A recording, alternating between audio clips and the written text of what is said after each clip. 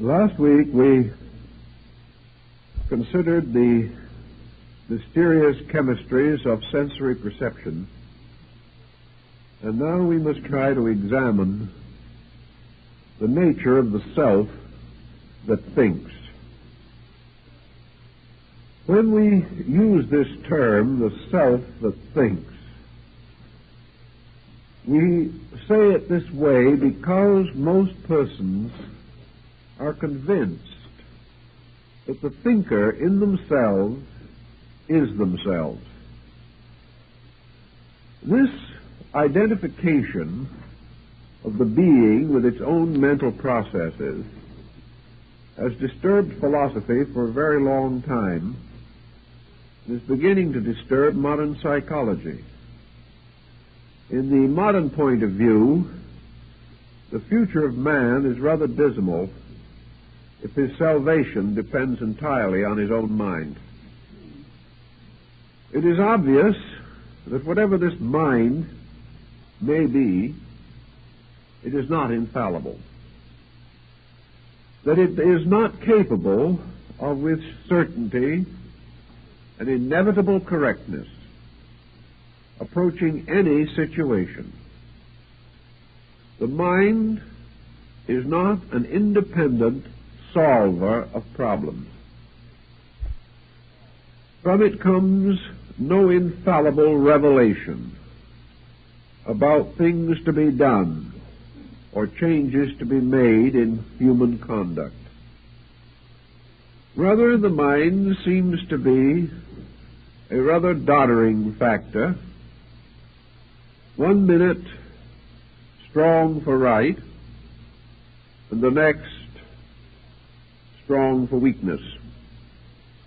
In some way, society as we know it, this vast, confused hodgepodge of individuals, nations, races, cultural systems, religions, political theories, is the projection together of mind.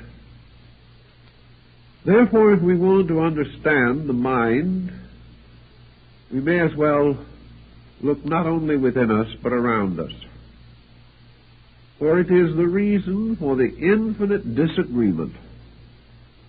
It is the reason for all the self-pity, for all the quick accusations against others. It sustains the countless intemperances which burden and afflict us. And it is forever seeking ways of self-justification, not only wrong, but it is determined to force that wrong upon itself and upon others. Therefore, while the mind certainly reposes somewhere within the interiorness of ourselves and is not part of our visible constitution, it is forever influencing the visible part of us. It affects our styles and our clothing. It affects our health. It ties us to most extraordinary and unreasonable occupations. It burdens us with pride, tears us down with grief, and continues to operate more or less with or without our consent. I've talked to many persons who were developing what might be termed in the old days mental miseries. Now you ask these people, do you want to be miserable? Are you enjoying this process of intellectually flagellating yourself? Do you choose unhappiness as your pattern for life? Most of these folks will say no, that they really want to be happy, but they feel like being miserable, so they are miserable. It seems as though the very nature of the mind is such that it refuses to rescue the person from the clutches of its own intensities. What have we to fight mind with except mind? How can we diagnose our thoughts except by thinking? How can we examine our knowledge without using our various mental faculties for this very examination? It looks, therefore, in many cases as though the judge is bribed and the jury corrupted. There seems to be no sense of escape from the tyranny of a faculty which occupies all the important seats in the cabinet of our executive government. We find everywhere notions carried along with splendid fervor and principles perishing from disregard. Our philosophic friends, therefore, tried to think through the problem of how the mind operates and why it is such an unmitigated nuisance in so many careers. We can only assume that the mind, like almost any other part of the personality, is an instrument incomplete, imperfect, unfinished. That to expect maturity of the mind is to expect maturity of a child. Simply because the body has reached what might be considered an age of discretion, we expect the person to be discreet. But he may very well lack the ability to meet these expectations. We have to recognize that the mind itself is a structure that does not automatically accomplish any good thing. Automatically does not accomplish any evil thing. The mind is an instrument, a tool, like a workman's hammer, or his plane, or his saw, or his chisel. It depends upon the workman and how he uses these instruments, whether his work is well done or not well done. The skill is not in the instrument, but in the master who uses it. And in man, the power of the mind is not merely in the faculties themselves, but in some restraint over and above those faculties. Some means of bringing this mental instrument into harmony and order. Last week we were discussing the mental coordinator, and I had a letter a few days ago asking me who he was. Now, I probably was a little lax in not giving a clearer definition of the usage in that particular case, but we have discussed it so much in recent years, I overlooked this need. But the mental coordinator is simply this sixth instrument of the machine of the senses. The mental coordinator is the power which brings phenomena together, organizes it, and sets up relationships between things which, in their unrelated state, contribute no insight or understanding to the individual.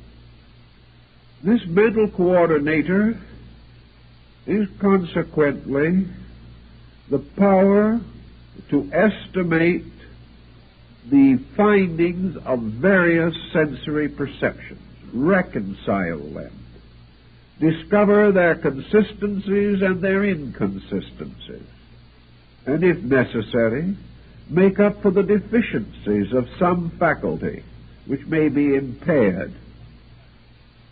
In various ways, this coordinator, therefore, merely summarizes the immediate reflexes of man's perceptions to the stimuli of environment.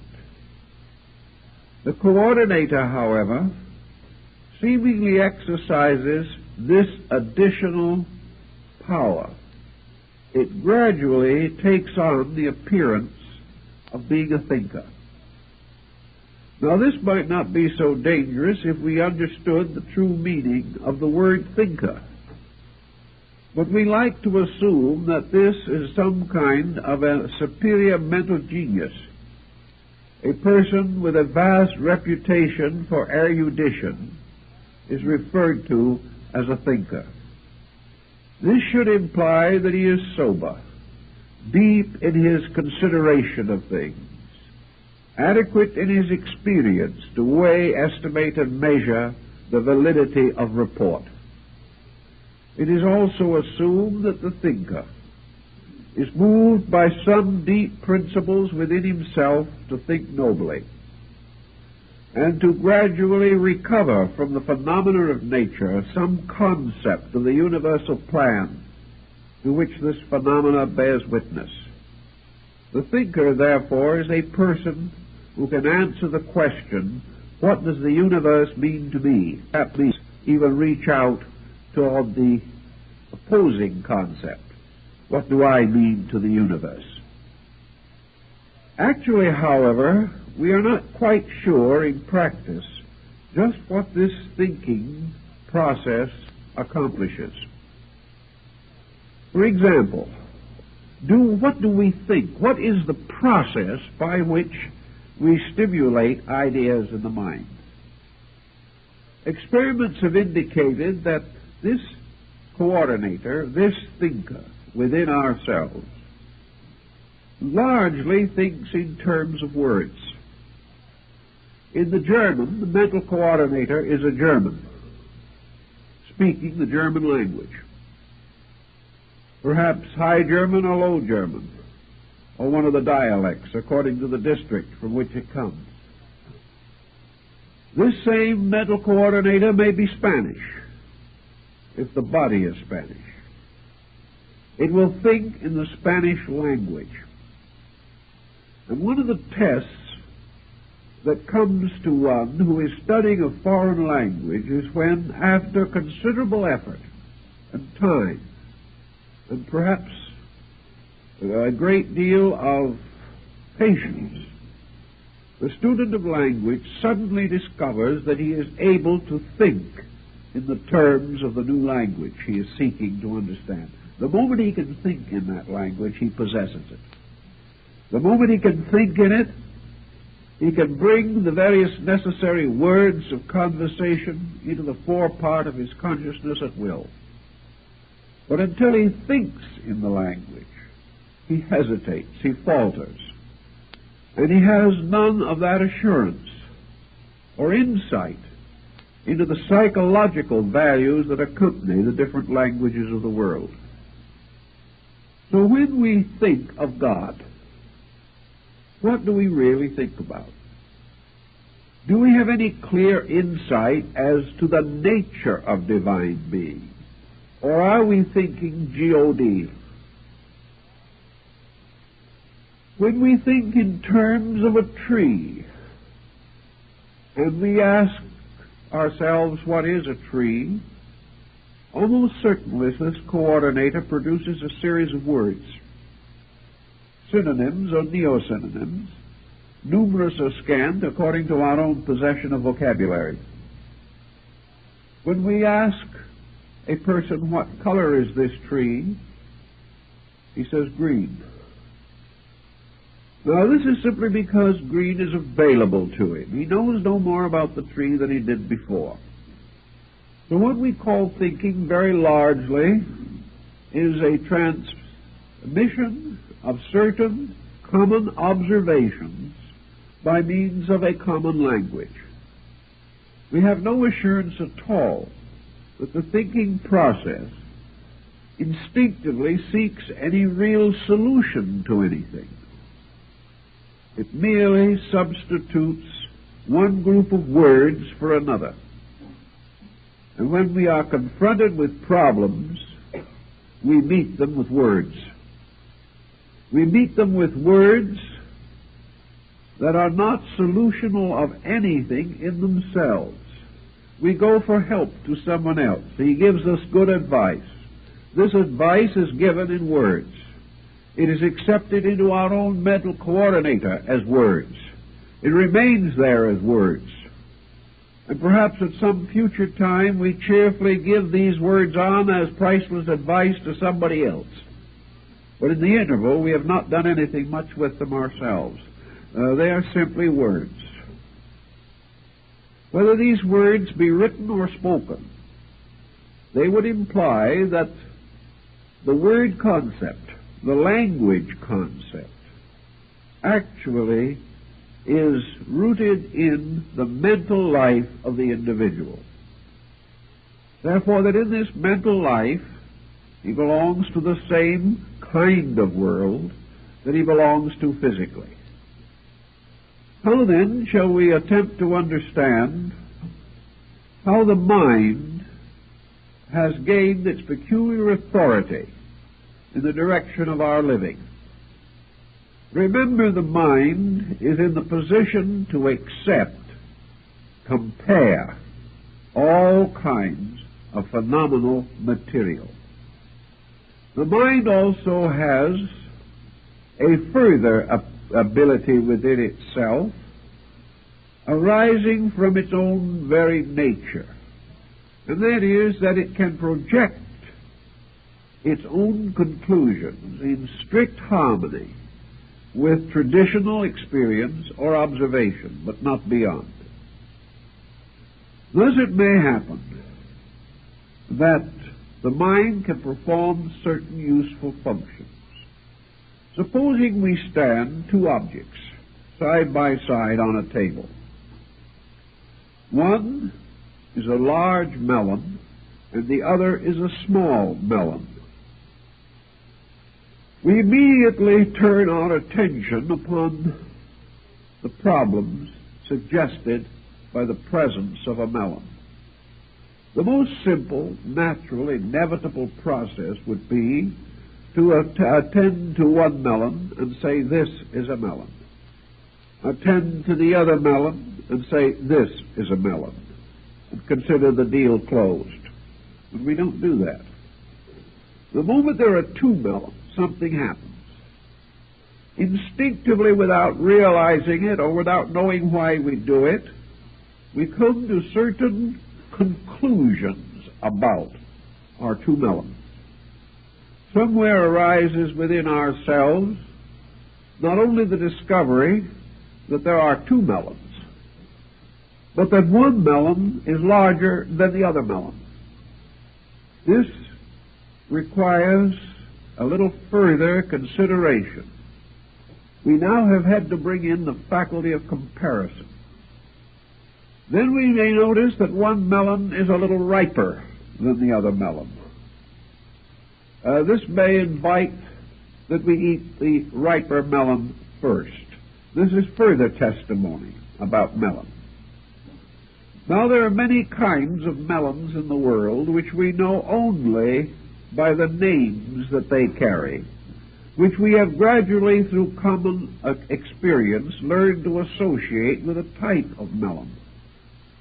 Therefore, we may say to ourselves, this is a watermelon. This is a cassava melon. This is a cantaloupe. And the very process of so doing seems to bestow upon us some deep and wonderful capacity to grasp the significance of melon. Actually, it does not. If our common experience had resulted in a reversal of the names, we would have used them just as glibly. There is no essential knowledge of the melon to be gained by this type of consideration. But as we look at these two melons, there are other factors that introduce themselves. Once long ago, we went by a melon patch and saw how melons grew. Looking at the melon on the table, we may gain a reminiscence, a recollection of other things about melons. We may remember that an old friend of us told once how to test a ripe one. Almost instinctively, we're going to reach over and see how these live up to expectation. We are also going to begin to think of the value of melon. If these are standing side by side in a grocery stall, we want to know that the one we are buying at a certain price is what it is described to be. We also remember that on a certain occasion we ate too many melons and got sick. We also cannot overlook the fact that we have only certain facilities for the preservation of fruit. Therefore, we must not load in too many melons, or our ice box or refrigerator will be overstocked. All kinds of side thoughts come up to us about melons. Now, what are these side thoughts? Are they a wise old master of melon mysteries expressing itself through our personality? Actually, it is not this at all. We are not coming to sage and wonderful individual conclusions about melons. What we are really doing is digging out of our memories what we already know about melons. And if we know nothing, nothing is going to come out. And if the information that we have in there about melons is wrong, wrong information is going to come out. If the information was reasonably correct, we suddenly have available to us in one place at one time in a coordinated form that which we subconsciously already know about melons. No more, no less. This, what we call thinking, is very largely trying to remember what we have already observed about something. It is trying to bring to bear upon our own need something that at one time occurred to another person whom we knew. This is a kind of vicarious way of thinking.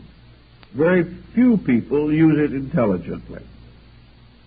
Then we are also calling upon our education for all kinds of facts that we gained through the years of schooling. If our schooling was poor, the facts are defective.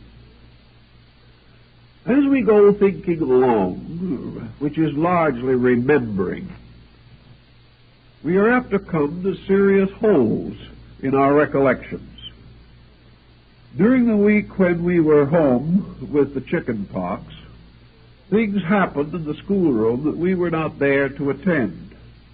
So somewhere along the way, some fragment of information that might normally have been available to us is just not available. Therefore, in the midst of a seeming knowledge about something, we find ourselves in an immediate state of ignorance. This immediately recommends some consideration or some procedure, especially if the need is immediate and urgent.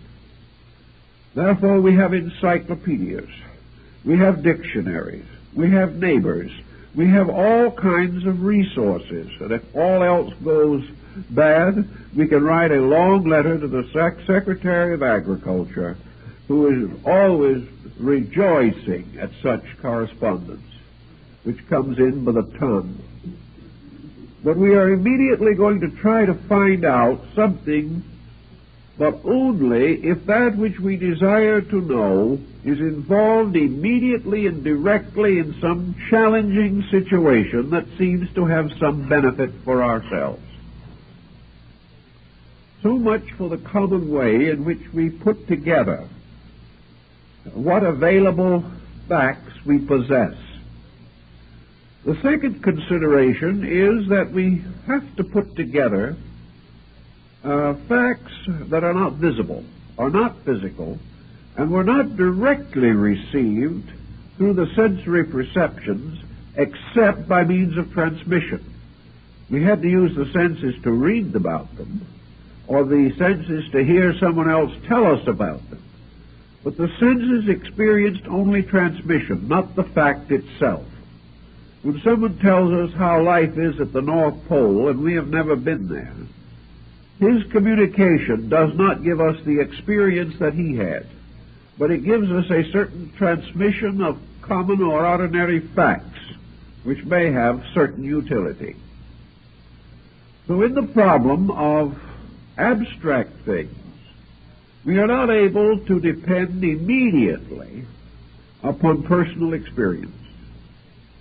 So we have created great systems of learning.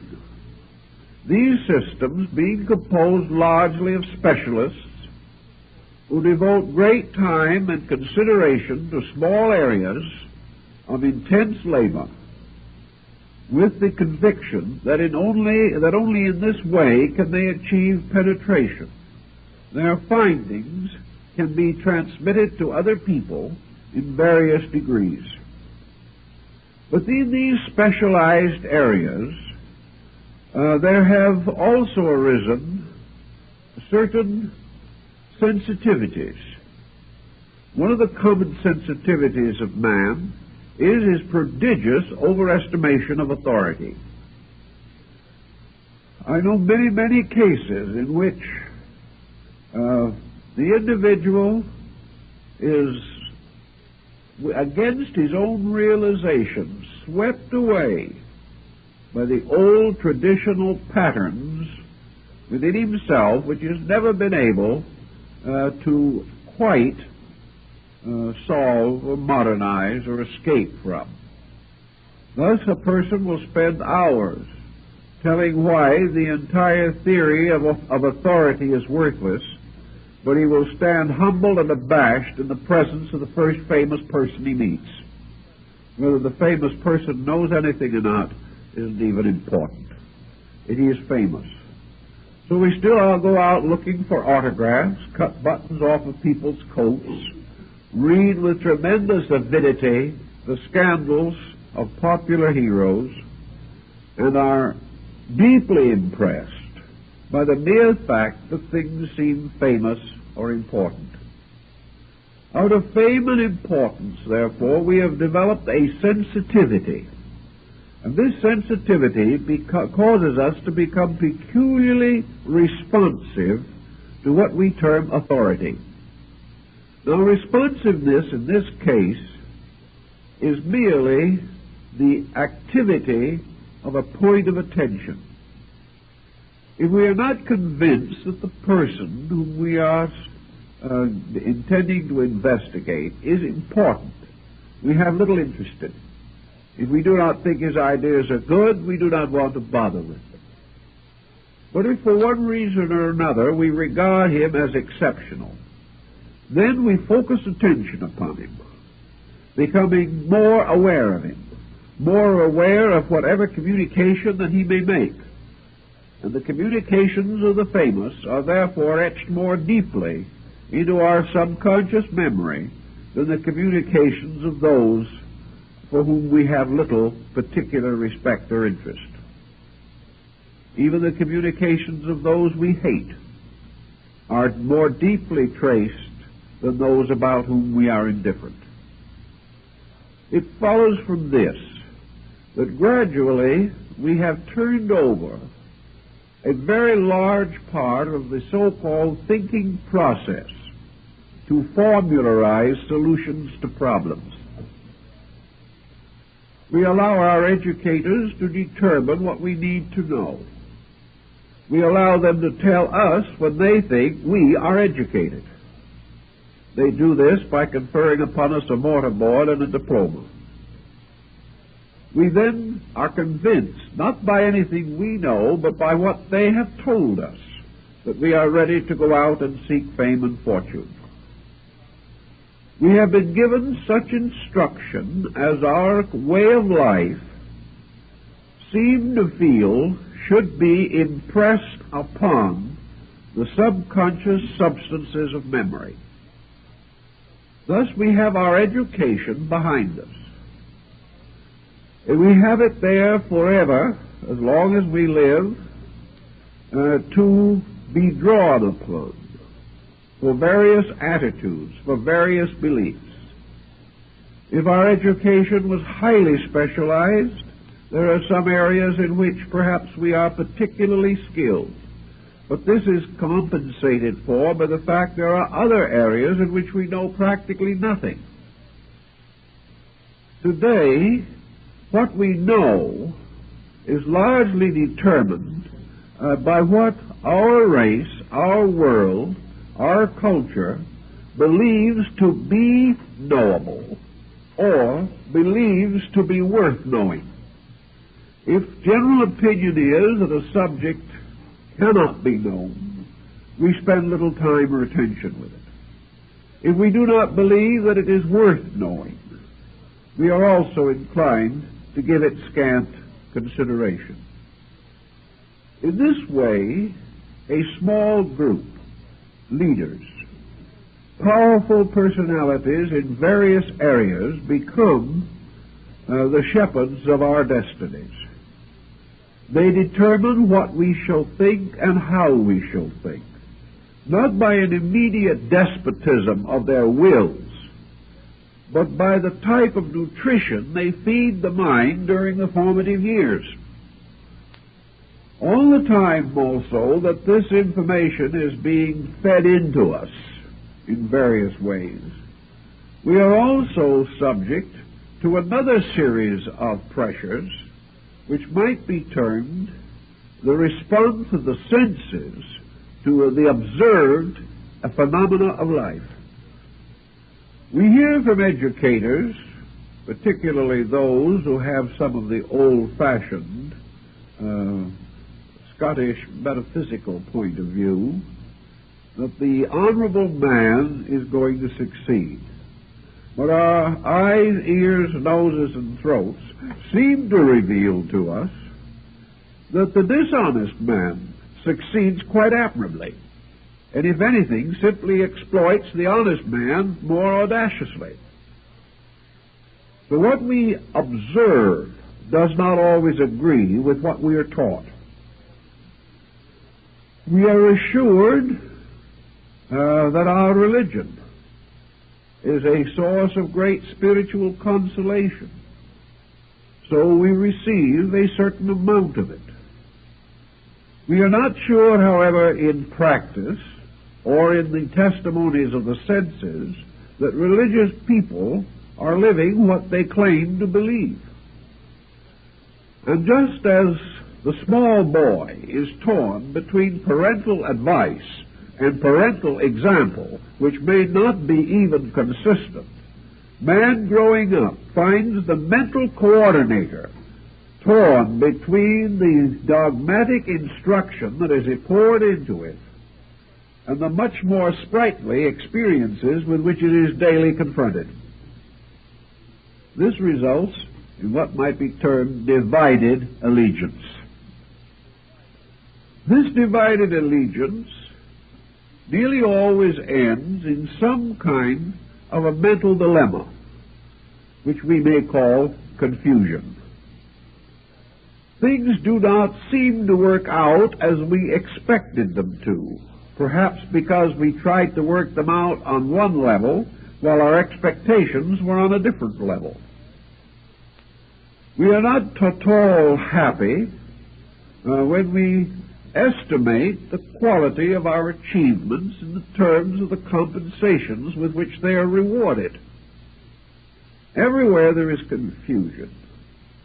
And in this confusion, man is torn usually between theory and practice, between the old ways as he hears about them and the new ways as he sees them every day.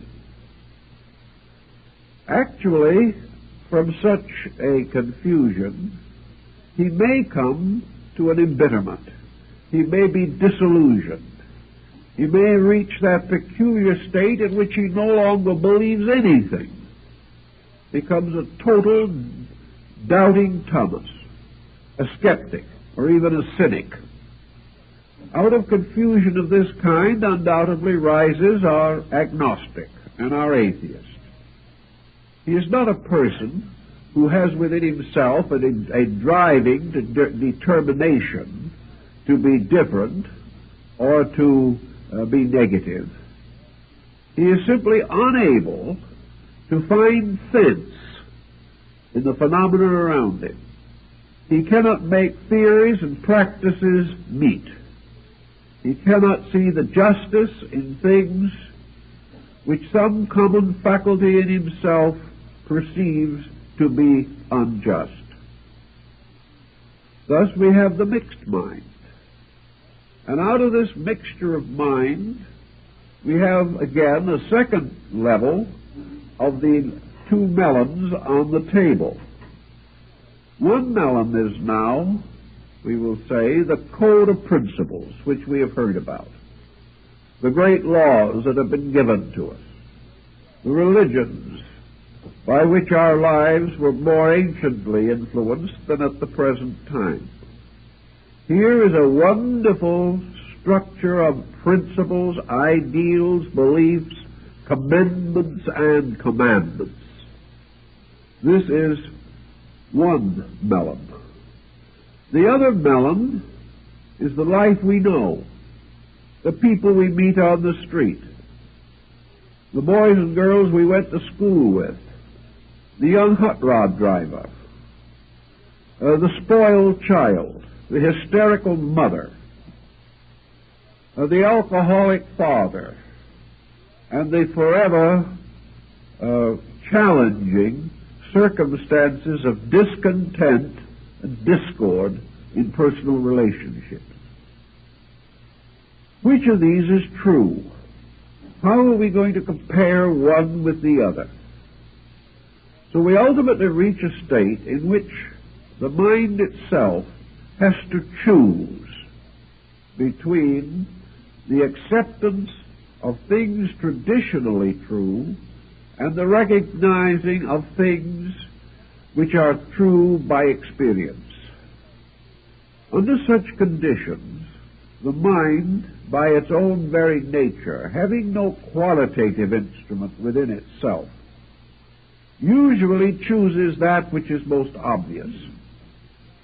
The mind accepts experience first, for what happens to us is more real than what can happen to anyone else. What we have seen and heard is more important than what someone else tells us. Therefore, first-hand information has priority. This is one of the reasons why civilizations decline when the conducts of their people decline, and that no matter how great a minority of creative people there may be, civilization cannot survive the disintegration of the moral values of average persons. For these average persons are the perpetual examples, indoctrinating each other and often infecting each other with their common negations and delinquencies. Therefore, we now have the mind as merely something that takes hold upon obvious things, puts them through a kind of an IBM machine, sorts them out.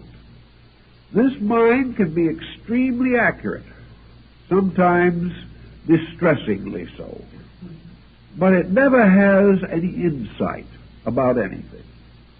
It comes out with the answer that is based upon all the information that has previously been fed into the machine. Though sometimes, as the result of feeding in a conglomerate of information, the answer that comes out appears miraculous. It seems as though this machine was really thinking,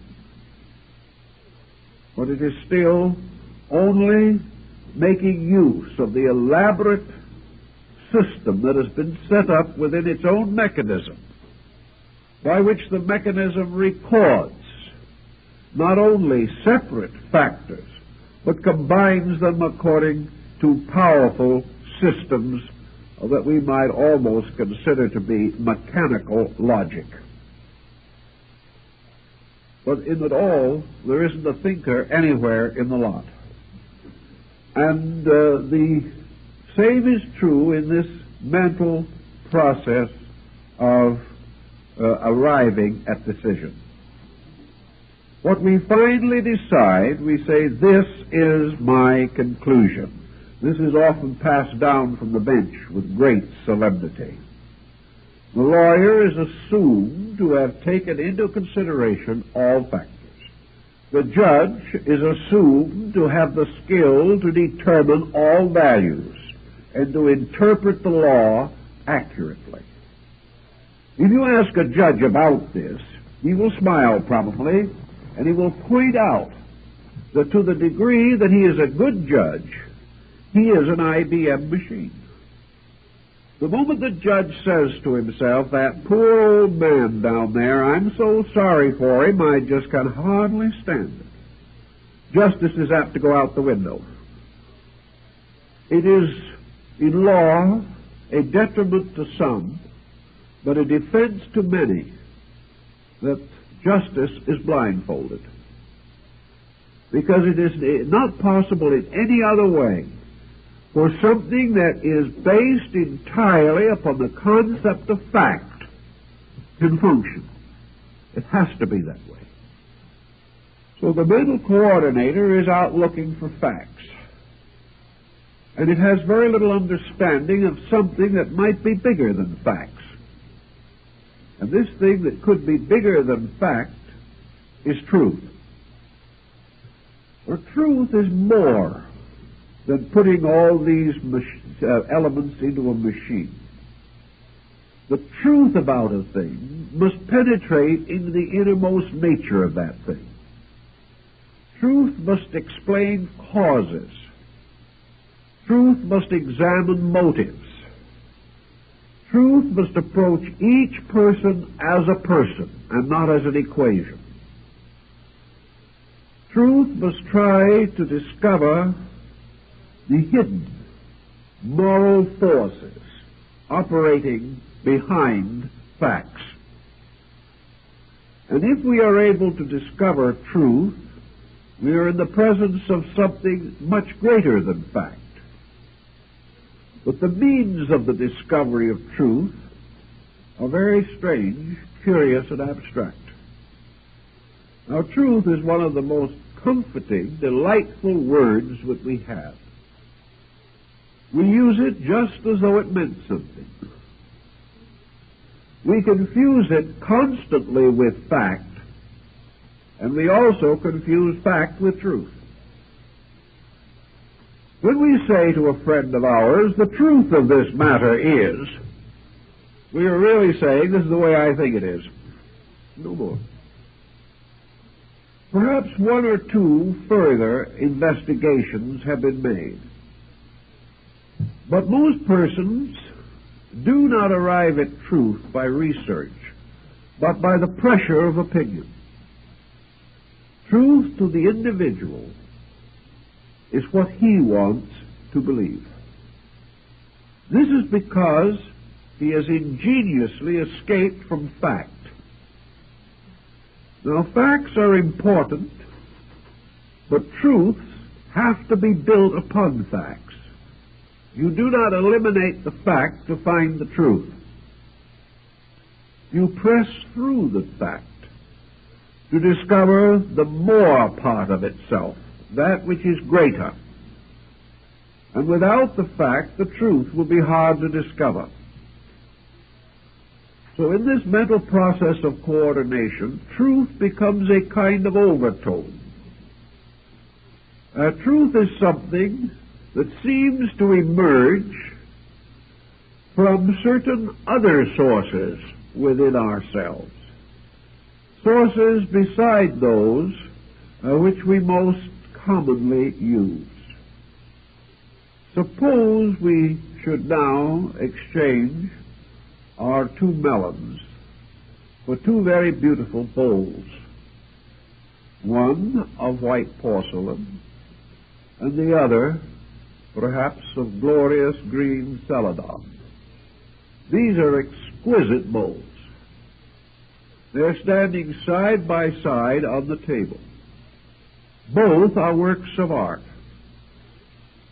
So you say to a man, which is the more beautiful of the two? You say, that one. Why? Is it really better? No. You will say to another man, which do you like the best? And he will point out the other one. And you might tell these two men that they are not in agreement.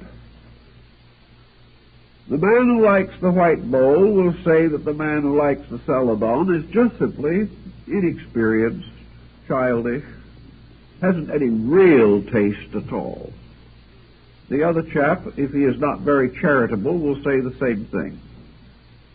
Each will be convinced that his own taste is impeccable, and the other person's highly nondescript. You can't alter this. But why does it occur? Why do we have other factors coming into this situation by which, when we have facts, we are inevitably impelled to take sides about them? We cannot leave facts alone. No one has ever been able to. We must begin to create fields of overtones around these facts. And one of the areas in which we create these overtones is that we place ourselves in some relationship to the fact. Is this fact helpful to me? Is this fact the fact I want? If it is, there is a certain exhilaration, there is a certain appreciation, there is a certain ready recognition. But if this fact comes up with an answer that is totally contrary to my own wishes and desires, I will probably have an engineer in to go over the machine. The machine must be wrong.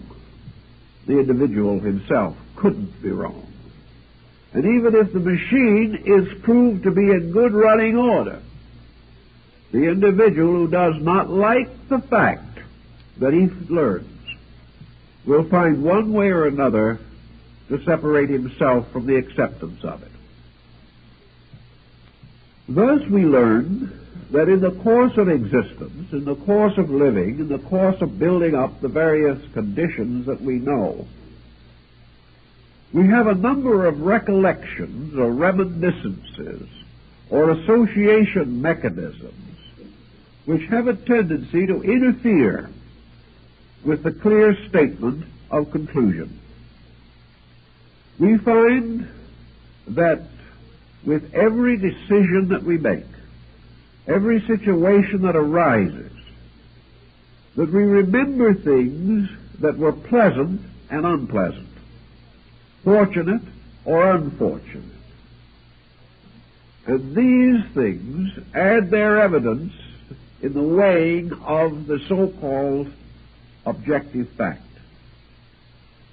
To the simple processes of this IBM procedure, therefore, we add certain experiences at large, experiences that float around and will arise under many conditions and in very strange patterns, experiences which cause us to reject or cause us to question or cause us to exploit the so-called facts, not just to recognize them and go on with them. If man was an unconditioned creature, he could live by unconditioned facts and would be the most dull instrument the nation ever produced, because there is something very dead and sterile about facts. It is difficult to get up and work into a state of enthusiasm on the fact that rains fall or that the tides ebb and flow. These things perhaps can be made into something of significance by the poet, but in the daily experience of living, facts by themselves are not meaningful. Facts are only challenges by which we must come to some extended opinion or conclusion within ourselves. Facts mean what they mean to us.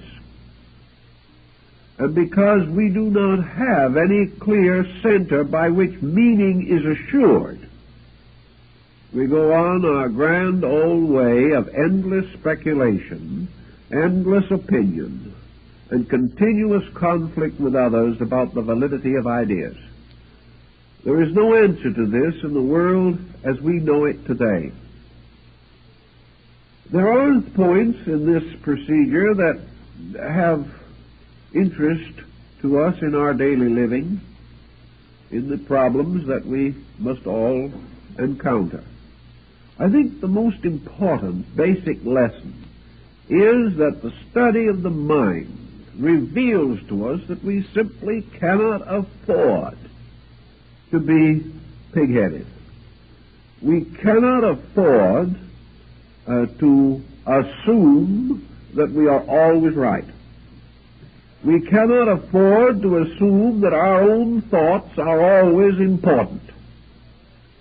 And we have no right to assume that we really like the things we say we like, or really do not like the things we say we do not like. All of these conclusions arise from a set of factors that are not dependable. We can only assume that at any given moment our thinking is the substance of our attainment. If we have attained much, perhaps our thinking is worth more. If we have attained little, our thinking is worth little. This would be a wonderful way to relieve the world of one of the heaviest plagues with which it is afflicted, egotists. The egotist is the person who has overwhelmingly abdicated in favor of the infallibility of his own mind. He is convinced that this mind is always right because it is his, and that other people's minds are no better than they should be, but his is far better than it could ever hope to be. The egotist is not always a terrible monster, although occasionally we do produce monstrosities in this area. The average egotist is simply a comparatively ignorant person who doesn't know it, who in one way or another has built defenses against realities, has tried desperately to achieve some form of status, who is desperately desirous of being heard, of being appreciated, of being respected, of being admired, without very many basic qualifications. Thus he must advance himself. He must be his own press agent. He must try to impress other people. And he usually finally impresses them with his own ignorance. But perhaps they do not wait to tell him, and he goes happily on his way. But egotism in every department of life is dangerous to clear thinking and to the solution of any of the essential problems of living.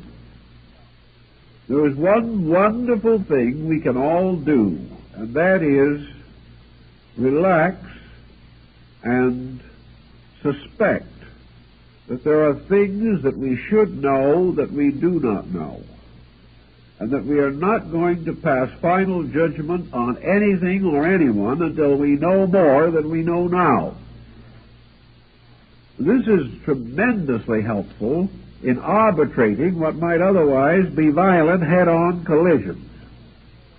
And the worst part of it is there are so many martyrs to these collisions who have died because they thought they were right and they were never right in the first place. We find this true in many different theories of life. We find it true in politics. We find it true in the arts and sciences, where tremendous patterns of opinion have gradually taken over, and individuals are convinced, each in his own case, that his group, his side, his faction is completely right. The other person is completely wrong. This is never more evident than at election time, when people who know none of the candidates become violently upset over the vices and virtues of people they've never met and about whom they know nothing except what appears in a highly prejudiced press. the mental coordinator is best served by the individual gradually supplying it with additional information, knowing that we must depend upon judgment for most of the decisions of life. It becomes important that this judgment shall be as sound, as adequate, as enlightened as possible. Into the mind, which is going to be this coordinator, therefore, we must also cause to flow interesting and valuable information bearing upon problems where thinking is necessary and proper. We must educate the coordinator. This only means that we must provide it with more material upon which to arrive at conclusions. Perhaps our problem calls for a larger IBM circuit than we have. We had the $25,000 machine, but suddenly it looks as though we needed the $190,000 machine. We find that the smaller machine will not do some of the things that the larger machine will do. On the same ground, small minds cannot accomplish what large minds can accomplish. The only answer to this is enlarge the mind. Get more information into the coordinator so that it is able to bring better testimony. Now, the coordinator is able to react to a number of different levels of information. The idealist contributes something to the coordinator. The coordinator's reactions are a little more subtle, a little more gentle, a little more kindly, and a little more penetrating if the individual has been feeding insight into the machine. This doesn't mean the machine has insight, but it means that a new equation is introduced into the large problem. The person who suddenly has strong religious conviction also feeds into the mental coordinator certain moral and spiritual convictions. If these are deeply and truly held, then all judgments by the coordinator must include these equations. They must be part of this pattern. So a man who has had 9 experiences in life, and these are fed into the coordinator, is not quite as able as the man who has had 100 experiences in life. The individual who has lived superficially on the surface of existence from the cradle to the grave can only feed into the coordinator from the level of his own superficial experience. It is useless to think that the individual is shallow on the outside and deep on the inside. This is just not true. He will never be any shallower on the inside than we observe. He will never be any deeper on the outside than the inside can provide. And when he is deeper inside, the outside automatically changes and meets this new situation. So there cannot be a great interval in which an individual is a physical failure in everything, but a great spiritual success at the same time. The individual cannot be always right and always miserable, nor can he be always wrong and always happy. The coordinator must be adjusted.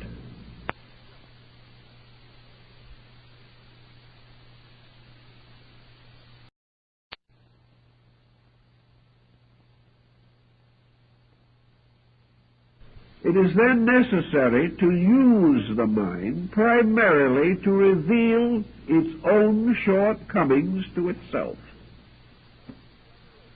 By this revelation of shortcoming, which the mind grudgingly brings in, it never does so enthusiastically, It does, however, gain a new insight into itself. Simple example. A man walking across a bridge that looks a little rickety gets out in the middle, thinks it over, and says, "I think I can make it." So he continues his way across, the bridge collapses, and he drops into a muddy stream underneath. As he gets out of the water, he rather sadly reflects to himself, "I guess I was wrong." Now, in this simple circumstance, the mind has rebuked itself. Nothing new has been added. The individual thought the bridge was strong enough. By experience, he found out that the bridge was not strong enough. Therefore, he knew his thought was wrong. In this tangled procedure of existence, we make such useful discoveries every few minutes. And in the course of time, we come gradually to more and more negative conclusions about the mind. The more we trust our weight upon it, the more we discover ourselves in trouble. Now, why should this be if the mind is factual? The reason why it is true is that while the mind itself is factual according to its own knowledge, the person using the mind is living in an outer universe, a material existence, most of the facts of which are not available to the mind. We do not as yet have the answers to hardly any of the basic physical questions of existence.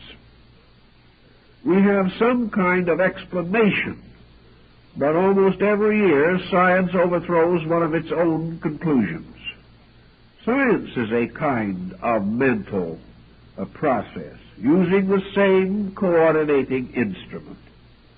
And science is supposedly able to teach itself because it is theoretically willing to admit its own mistakes. It remains close to its facts, and when these are proven wrong, it drops them. Man, however, in the same position, when proven wrong, clings to his error and dies with it. The coordinator is therefore able to discover its own inadequacy. It tries to apply the common knowledge and finds this inadequate. It tries to apply personal experience, but finds that an experience is never actually identically repeated. Therefore, there is always something in the new situation that the old experience did not quite take care of. Then we have to race on to some kind of judgment about it. And in this problem of adapting old experience to new problems, the possibility of error again intrudes. We cannot, with absolute certainty, say that the mind of man is capable of making him happy here and now in this world. If it is not able to do this, then man must either accept misery or must find some way to remedy the situation within his own mind. Nearly all of the ancients agreed that ignorance was the common cause of all disaster. And ignorance is simply a mental coordinating machine with no cards being fed in.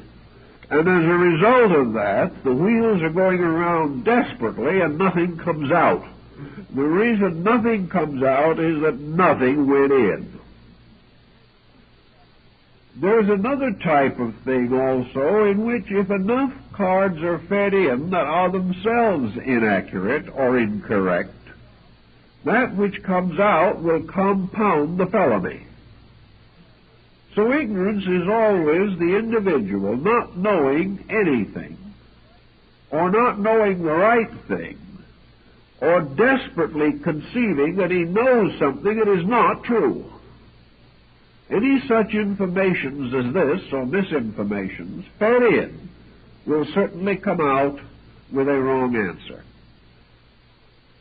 Man's mind, therefore, of itself, is continually revealing its own inadequacy. This inadequacy is viewed by consequences.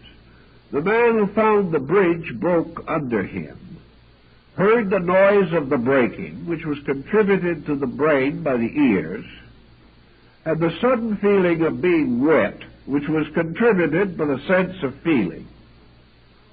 He also had his mouth full of water, which contributed to the sense of taste. He saw himself falling, so that his eyes and sight were affected.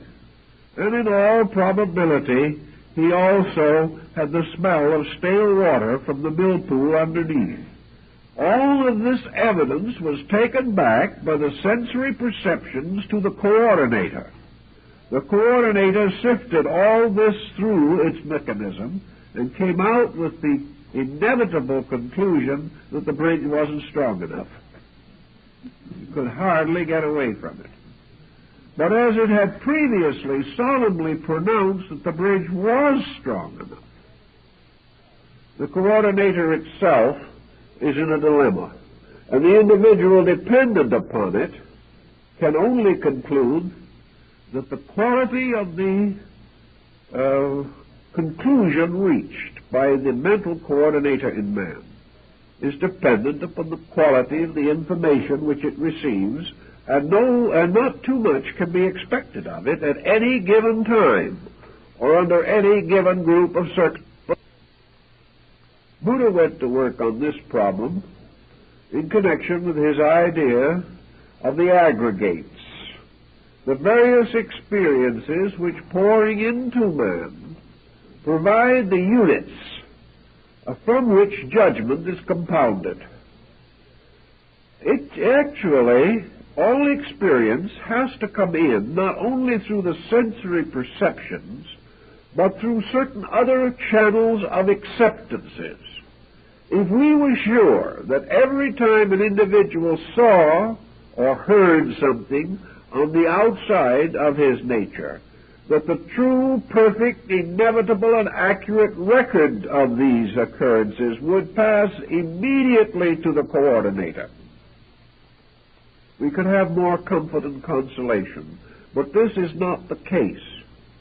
In the process of passing into consciousness, all experience is subject to the vitiating process of interpretation. The individual does not honestly accept experience. In most cases, he has to interpret it. And by the time he has gotten through distorting this experience to meet his own preconceptions, that which goes into the coordinator is already morally and ethically and rationally dishonest. Buddha tells us, therefore, that one of the first things we have to do in trying to help this mental process to function is to stop cheating on it. Stop forcing it to be what it should not be. Stop trying to fool it. And also, stop feeding it attitudes and opinions and notions that are not valid. Because if you feed in things which are not true, conclusions that are not true must come out. And when they come out, they will be much more impressive than when they went in, but they will be no truer. To achieve this correction of basic ignorance, there are certain disciplines which antiquity set up, not for the redemption of a God in man. The ancient didn't believe that you had to educate a God in the human soul. What you had to educate was the inside of man himself. For it was not from any God that his trouble sprang, but from himself. Buddha then took the attitude that we must decide in ourselves values. What are we going to ask of this coordinator? What are we going to demand on it? Are we going to demand that every man be a Socrates? Are we going to insist that every one of our children will be a genius? Are we going to stand by and overeducate young people who need to know how to work much more immediately than they need to know Latin verbs? What are we going to do with these factors in our own natures? Buddha recommended very strongly that the human machine, this coordinator, is able to take over a common, reasonable task and perform it in a reasonably efficient manner if we will just stop overloading it and expecting it to perform miracles. Thus we seem to see something that we don't really appreciate much these days, and that is the strange and wonderful dignity of the commonplace. All of the opinions of our world are made by minorities, and the great majority of mankind goes on unheeded. And yet there may well be more genius in the commonplace than there is in the exceptional. For ages we have recognized the strange integrity of the folk. How wonderful honesties rest in simple people. How the world's securities have for centuries been maintained by what we commonly call the middle class of people. The people who were sound within themselves, who had principles, who lived within their means, who made no pretenses to virtues they did not possess. They lived simply, and they lived naturally, and they expressed themselves in the simple words they understood, and they were truly the salt of the earth. Every civilization that has ever collapsed has collapsed because of the corruption of its middle class. And this middle class, therefore, may be likened to a moderate-sized machine, a coordinator that is probably all man really needs. Certainly a coordinator which ages of evolution have made available to him. If he doesn't crowd it, if he doesn't pack it, if he doesn't try to run it too fast, if he doesn't attempt to cheat on it, this coordinator will serve reasonably well. It must, however, be given proper care, proper guidance. The machine must be kept in good order. And most of all, it must be operated by a trained operator. If you don't have that tossed into the situation, your repair bills are going to greatly exceed your original investment. So we have the operator that has to run this machine. Though in this particular case, the operator himself seems to be almost part of the machine. But the operator is a level of intelligence originating from the machine, but strangely separated from it by a certain overall experience which the machine itself cannot completely convey. So the operator is the testimony of the machine plus insight, plus understanding, plus intuition, plus imagination, from which most of the others came, plus the power to sense in some way that the information provided by the machine is not intended to be thrown away afterwards. This marvelous machine is not intended merely to amaze us. It is intended to provide us with information that we intend to use. And it is only when we begin to bring all these factors together that the information begins to operate as it should.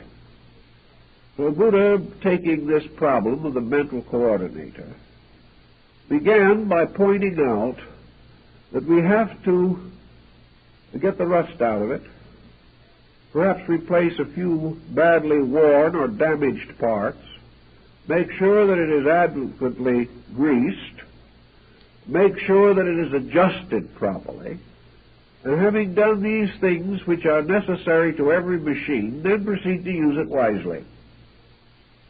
To achieve this, of the bringing of the machine into order, man must estimate, weigh, and measure the ignorance factor, not only in himself, but in the whole world in which he lives. He must realize that the information that comes out of the machine immediately takes on moral overtones. We use this information in some way.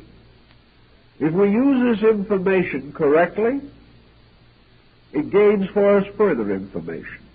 If we use it incorrectly, it causes for us misery, which also is recorded in the machine itself.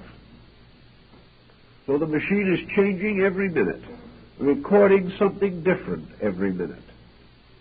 But this changing, shifting, balancing, coordinating is so confusing that the average person has no way of determining the real procedures, and he has to wait until certain mysterious symptoms, symbols, intensities or pressures seem to float into his objective consciousness, whereby he is impelled to conduct or action of some kind. The mental coordinator being what it is, the person must simplify all reactions. He must realize that this machine can be used to build with or to destroy with, that it can contribute to his honesty or make him a careful, skillful, and meticulous thief. It can bring out evidence that will make him love man and God or hate both. But what comes out can only be according to what goes in. Every verdict must be the reasonable interpretation of the factors involved. And this type of verdict often leaves the person on the horns of a dilemma. One mistake begins to breed another. One excess suggests another. And the coordinator goes right along, providing us with all the information which is natural to it about these things, and with no moral compunctions whatsoever, because it doesn't have any. But the occurrences themselves that follow these applications of specialized knowledge have moral consequences in terms of life. So the coordinator, with its sensory perceptions, is suspended in a mysterious way between two conditions of being. The lower condition is the material universe, which is a completely lawful sphere in which the laws themselves are for the most part concealed. The confusion of phenomena obscures the natural directions of nearly everything in the physical world. The laws are there, but we cannot see them. We cannot immediately grasp them. Beyond and above the coordinator is an inflexible and inevitable fact in law itself. The coordinator, therefore, has no actual say in the kind of a world in which it is going to live. It can only say what will happen to the person living in the world as it is, and reacting variously to the stimulation of the calculator or the coordinator. The only answer that the coordinator finally comes to of itself is that through long and patient observation and reflection, it becomes evident that all knowledge, all facts, all conclusions arrive in the end at helpfulness or destructiveness. That all things either bring with them security or cause insecurity.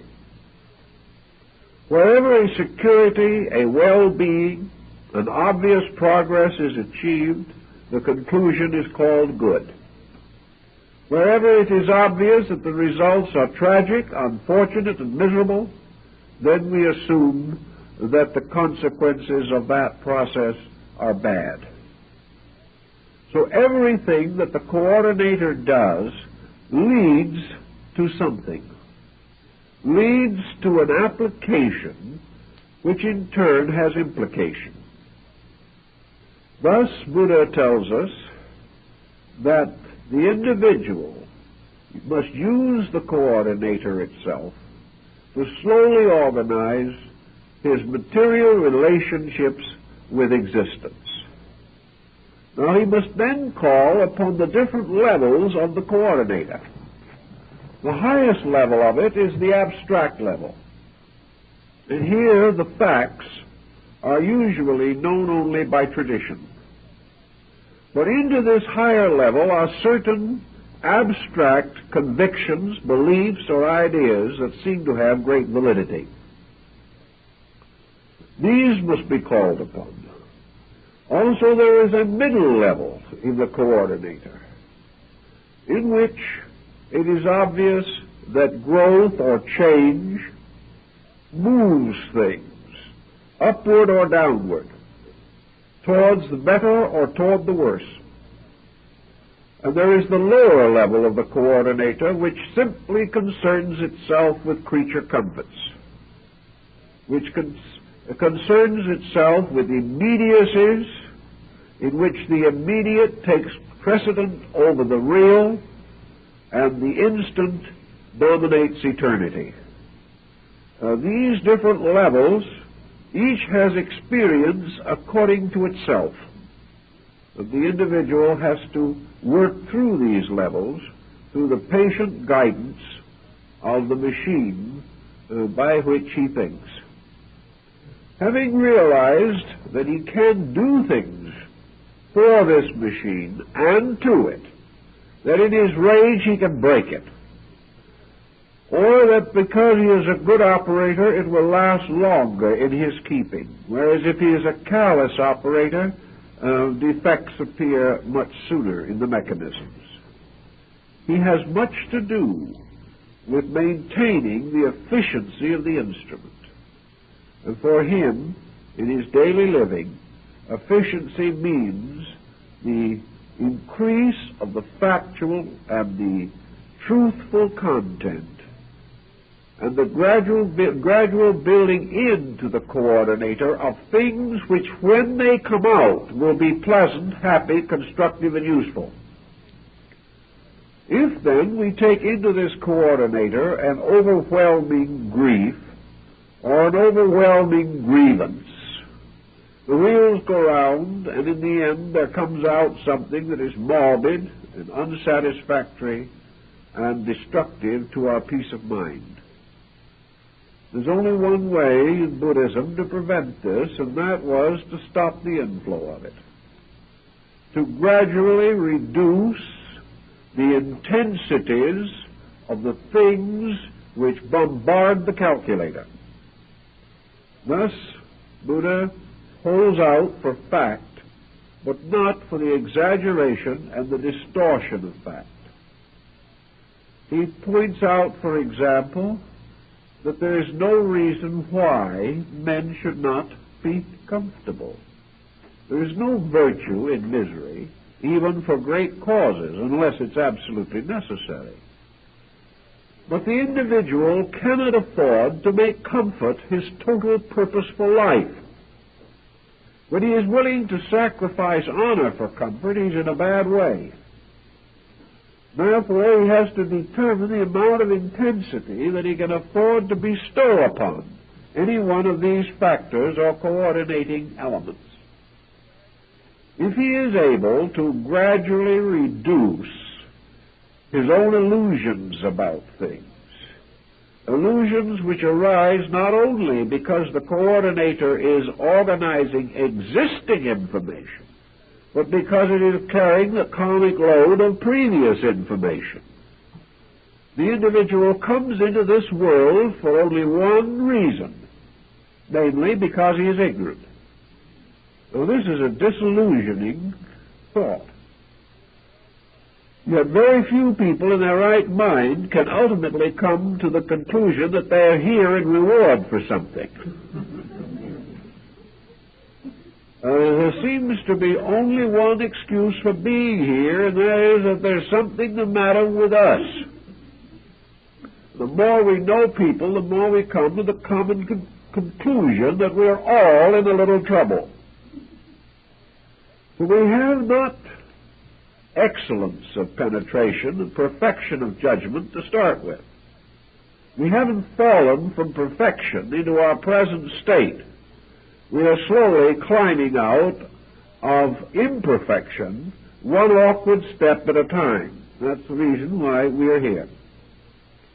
Because we are here, we can improve. And the individual who can no longer find any grounds for improvement is dead already. Having decided that we can improve, we must discover how, in what way, and by what means. Buddha says that we can improve definitely by getting emotion and pressure out of our relationships with life. As long as every relationship between the coordinator and the outer life is pressured by the inordinate intensities of the sense perceptions, we will never get a faithful judgment or an honest report on anything. The only way we can really feed the coordinator useful knowledge is by making a program out of finding this knowledge, doing something with it, and providing it in an attractive, usable form to the coordinating factor. If we wish to study botany, we can, in 8 or 10 years of specialized study, feed into this coordinator enough specialized botanical knowledge so that we can make this field our profession, can gain some reputation in it, and can, upon demand or upon our own interest, identify countless forms of plant life, understand at least the outer forms of their processes, and gradually we'll gain some insight of other things from our great familiarity with plant life. Burbank discovered many wonderful fragments of universal philosophy from his love of plants. But Burbank worked with plants. He learned the facts. He fed these facts into the coordinator. And as a result, he came out with judgment, understanding, and security so far as those facts were concerned. But when he was asked to come down to San Francisco and take a pulpit and preach in a church, Mr. Burbank didn't have his facts anymore. It wasn't his world. Somebody took it for granted that because Burbank was a good man in horticulture, he should make an excellent preacher. That is the burden of being famous. You're expected to know many things you can't possibly know. As a result, Burbank said things which were totally inconsistent with his own convictions.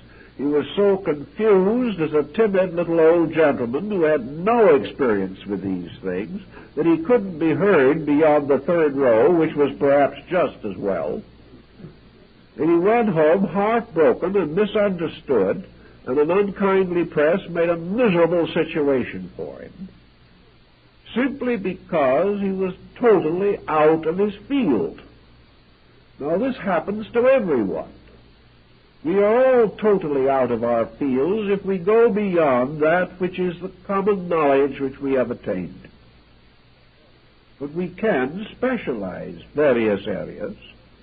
in the effort to become more proficient in those things most needed at this time for our growth and integration. If we are willing to spend 12 to 14 years learning engineering or astronomy or biology, we should certainly realize that we must spend similar effort and similar time in the process of actually creating an adequate mental coordinator. This will not be handed to us on a silver platter. We are not assured of it because our parents were brilliant people. We are not in any way safe as far as our mental equipment is concerned until experience itself proves that we have a large measure of common sense. The problem then is to cultivate it, to develop it, to feed into this integrator, this coordinator, the type of information which will result in a well-ordered life. That by the constant procedure of physically experiencing contact with other things, we come to valid conclusions about the meaning of this type of contact. We are not deceived by appearances. We are not victimized by the intensities of our own emotions. We do not blame other people because we are in trouble because of our own ignorance. We realize that between ourselves and the things we want to be and the coordination that we want to have are the three deadly enemies of integration: ignorance, superstition, and fear. As long as these dominate conduct, and as long as ulterior motive dominates practice, the coordinator is going to be corrupted. Because it is corrupted, it cannot serve us, and we cannot depend upon it. Either the person has to have an orderly, integrated, constructive process of thinking, or else he is going to be victim to the miseries of his own mental mistakes. We see this every moment as we go along. We see the individual under the intensities of some pressure within himself, dedicating his life to useless ends. We see him passing along as a spectacular, meteoric success, only to experience at the same time the miseries of broken families, broken health, and broken homes. These various processes in which the coordinator gives false judgment all lead to trouble. Buddha pointed out that the greatest false judgment that the coordinator can possibly feed out to us, coming in turn from the greatest misinterpretation of phenomena that we can feed into the coordinator, is that the material world is a tremendously important, utterly vital sphere, and that success here is everything, and failure here is the most desperate dilemma that we can face. Buddha was convinced that this attitude, which is too widespread, was simply, basically false. And in order to prove it was false, he fed a number of facts into his own coordinator and came out with some rather interesting conclusions. We can say clearly that they are conditioned conclusions. He believed that a certain thing was going to come out, and it did. On the other hand, other people who didn't believe have also put the same facts through their coordinator and have come out with his answer. So that in probability, he had at least the wisdom or the insight to hold attitudes which were very close to the facts, which is one of the most happy things that can happen to a person. Buddha pointed out that if this tremendous intensity with which we lock ourselves into material existence was valid, then we would not and could not be created as we are.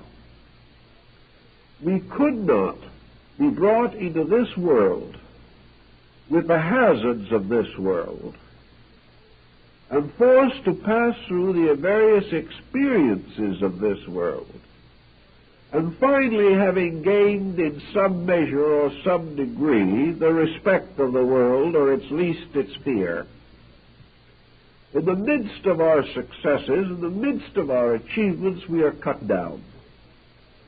Actually, as Buddha pointed out, the whole pageantry of this world is summed up in a simple statement. Man is born, man suffers, and man dies. You can add some garnish here and there. You can wrap it in tin foil. You can tie ribbons around it, but these are the facts. And they're the facts that most people desperately, relentlessly reject. They reject them by ignoring them. They reject them by living in complete nonconformity with them. They continue every strategy that they have as though they were going to be able to go on with it forever. And as I've mentioned once before, I know a case where a man foreclosed his mortgage on his deathbed. He could get a few more dollars that way. And strange as it may seem, this man had no heirs. He just realized that he could sit up once more and make another dollar, and then drop back into oblivion. Why? What is the purpose? What has gotten into man, by means of which he has allowed the coordinator to be so completely hypnotized by the various projects which men have set up among themselves that he has lost all sight of the impermanence of everything, that he has lost all sight of the fact that he is here today and gone tomorrow. And with the freeways as they are, tomorrow may be sooner than he thinks. With a philosophy of life that can only mean anything if he lives forever, he also cheerfully kills himself and others, trying to save a few seconds in rapid transit. 40,000 persons are killed every year in automobile accidents alone, most of which are preventable. But nobody cares. Here we have a world in which we do not know where we came from, most people. We do not know why we are here, and we haven't the slightest idea of where we are going, if anywhere. And yet we build in this little oasis a completely nonsensical system of existence, a system that makes sense to no one, but is sanctified by the veneration of ages. Buddha said this acceptance of this system, this belief that it has to be right because it had always been that way, the fact that we have to be in style because otherwise we are ridiculous, causes us to overlook the fact that the style itself is ridiculous, and that by following it we can only look worse than we did before. Everything is according to a pattern based upon the approval of other foolish people for the foolish things that we do. On one occasion in the forum, Socrates was discoursing when the audience broke into violent applause. He turned quickly to one of his disciples and said, "What foolish thing have I said? They are all applauding me," taking it for granted that they would only applaud error. Actually, we have to face a very interesting fact, that we can make the mistakes that everyone makes. We can share in the foolishness of whole generations, but the payment we must face alone. Whatever we do wrong, no matter how many other people slap us on the back and say how wonderful we are. If we have broken a law, we must pay the penalty of that law alone. In those hours, all the backslappers can do us no good. And if we have neglected facts and truths and are stricken down with some helpless or hopeless ailment, the fact that other people applauded what we previously did is of no importance whatsoever. We have to keep the rules if we want to escape from the solitary suffering that follows all broken law. Buddha then suggested we get these things down to size where we can see them, where we can work with them, where we can do something about them in the daily existence of our own needs and the daily experience of our own problems. The mental coordinator should be fed the simplest possible arrangement of factors. Nothing should be fed into it that we do not want to have come out of it. And no matter whether we will or not, anything and everything will be fed into it that is sustained by the intensity of our own emotional or mental energy. Whether we are conscious or not, every hate and every love will be fed into that machine. Whether we know it or not, everything we think is wonderful will be fed in as something wonderful. Everything we think is terrible will be fed in as something terrible. And because the wonderful and the terrible arises not from fact but from opinion, we are not sure to what degree these various elements deserve the pressure which has been bestowed upon them, and this pressure which in turn must later powerfully influence future conduct. So keep the pressures low.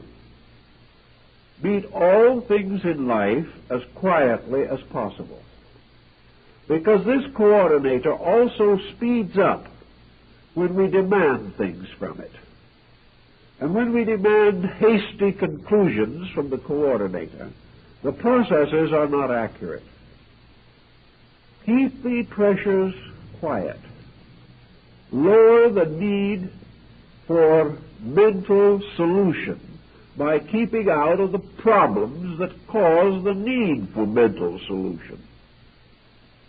And some will say this sounds like a very dull life, that the individual is really having a wonderful time because he is rolling around in an ocean of his own intensities. But he's not. He's seasick and always has been in this kind of transportation. What he really means is that there is no demand upon him. He can do as he pleases. He doesn't have to use his willpower, and he is not contemplating what will happen 5 years later as a result. Take it as it is, let the future take care of itself, but the future is catching up to him every minute. The coordinator is best equipped and best solved when we keep the pressures low. Now, it doesn't mean that we can't have interesting things. Psychology is discovering today, for instance, that pressure is not at all a synonym of real depth of feeling. Very often the deepest and most wonderful experiences of our lives are very quiet, very simple experiences. We get much more excited over trivia than we do over real issues. We can be angry with 100 trivial occurrences and resent 1,000,000 different small, nagging incidents. But when the average person of reasonable maturity is confronted with a really great problem, one of the great moments of life, he is usually quiet. He usually meets this with a great depth of determination that is not emotional, that is not pressure-ridden, but has a strange, devout decision in it. Very often in old times, in these great moments of life, man had recourse to prayer. He asked divine guidance. Prayer is disappearing from most modern homes, unfortunately. And in its place, we have greater intensity. Most neurotics have forgotten how to pray. They have no longer the ability to simplify, to place anything in the hands of God or any superior power. They have to carry the full load of their own miseries themselves, and they're inadequate because they've never built anything in the coordinator to solve misery. They've only fed it with misery from the beginning. To simplify, to clarify, to reduce pressure, means actually to bring all the values of life into complete focus. We can do anything we want to, and do it beautifully and graciously and conveniently, if we stop forcing, if we stop pressing, and if we begin to graciously use the powers and faculties that we possess. So we take things more quietly, more easily, and as a result, we think more on a constructive level. Because we are a little less intense, we are not so sure that everyone else is wrong. Because we do not nurse a hatred so powerfully, we do not entirely forget that our adversary has his virtues. Little by little, the moderation of these intensities makes possible the realization of facts. And we come to the final conclusion that the fact is that nothing is all right and nothing is all wrong. Having thus taken the edge off of these tremendous upheavals which force a mass of erroneous statistics upon the coordinator, we find that the processes of the machine itself begin to smooth out. The answers are no longer dogmatic. They are suggestive answers, things to help us. The conclusions are no longer infinite and inevitable. Rather, they reveal rather clearly that they are according to the facts available. They are not dogmatic. They always allow that other facts could exist and undoubtedly do exist. But little by little, by this procedure, we reduce our living to a reasonable, practical, livable level. We find pleasure in things that do not entirely agree with us. We get a new concept of this problem of togetherness. To us, togetherness means that the other person must have the same allegiances that we have, must agree with us, must like what we like, must dislike what we dislike. And this is especially a problem for children in divided homes. Actually, togetherness means nothing of the kind. Togetherness means that neither person is an egotist. And by this virtual law alone, they can get together very pleasantly. It is never a problem of somebody being always right and somebody being always wrong. As soon as we get rid of that tremendous false overtone of infallibility, which we do not merit, we will find that it is possible to share differences and in that way enrich both persons. We are not really benefited because other people think the same way we do. We are benefited when other people can lead our thinking, not in their direction, but in the direction of a greater truth. The adventure of sharing new ideals is the real privilege of togetherness. But today it depends largely upon the fact that one person has a dogmatic attitude and the other one accepts it. This is about the same type of togetherness that we used to find in the two horses on a beer truck, where one horse did all the pulling and the other horse let him. And this is the way it has always been. In the working with this mental coordinator, which is not a person, but a process in our personality, it is just as surely the monument to our collective nature as our physical possessions are monuments to our ingenuity or our tenacity in certain areas of activity. As we build houses, so we build characters. As we grow, we develop new internal attitudes which help us to grow further. And growth is a process that begins wherever you start. At any moment, the individual can begin to improve the processes of his own consciousness. He can do it by relaxing away from the various intemperances and intolerances of attitudes which lock the coordinator. He can develop an open mind, a seeking mind, a searching mind. He can rejoice in new ideas instead of trying to exterminate them. He can be glad that other people do not agree with him, but hopes that everyone of good sense agrees with themselves to at least a reasonable degree.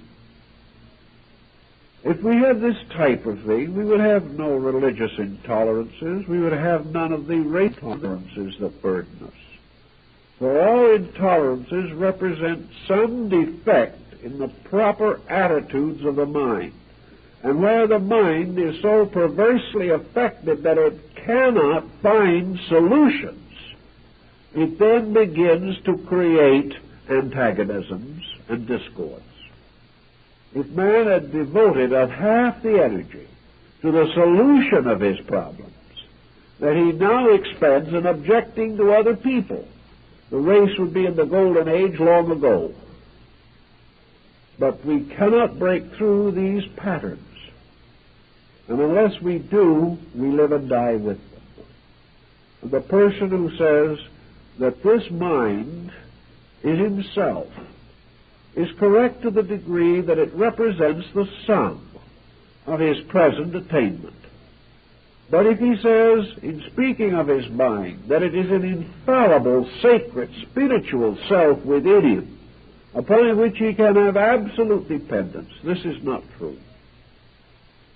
The only thing he can depend on is that the results of action will be consistent with the causes. And wherever a person is in trouble, the causes have caused the trouble. And we are either happy, adjusted people, or we need to grow. And the only way we can grow is by recognizing this need and accepting it as more important than the continual perpetuation of thoughtlessness. The moment we find that our lives are not happy, we know that our facts are not straight. And by taking this seriously to heart and going to work with it, we begin to clear up things. And when things begin to clear up, we feel better. Our friends feel better. Our neighbors feel better.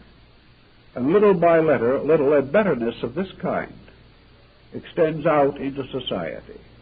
Society is changed not by mass motions, but by the improvement of the internal coordination of the individual. When enough people are right, the world is right. And when we are right, essentially right, we are in agreement. Therefore, the fact that the world is in agreement on very little indicates that the world is not right about very much. But because we are inconsistent in our own dedication, we are not very sure. So we have to look with a suspicious eye at that machine and begin to wonder whether we can afford the extravagance of letting it go along without leadership, without guidance, without purpose, and without capitalizing on its product. We therefore seriously feel that each individual should think through, with the coordinator itself, the consequences of this expensive and luxurious piece of equipment, and make sure that in practical terms it is paying for itself. If it isn't, it's up to him to see that it does. Well, we'll now go home and examine our coordinators. Thank you very kindly, and see you next week.